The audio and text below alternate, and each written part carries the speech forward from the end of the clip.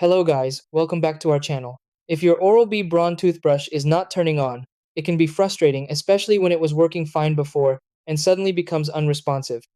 This kind of issue can make it seem like the toothbrush is completely dead, but in many cases, the problem is related to charging, battery condition, or minor internal glitches rather than a total failure.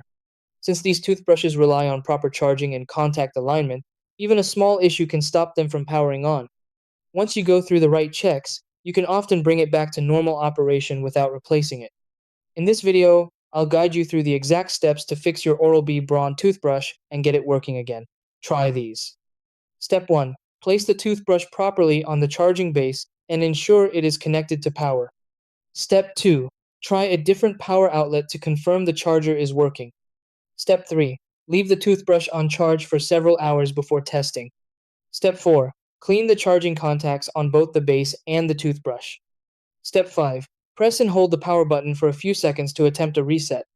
Step 6. Remove from the charger and check if the toothbrush turns on.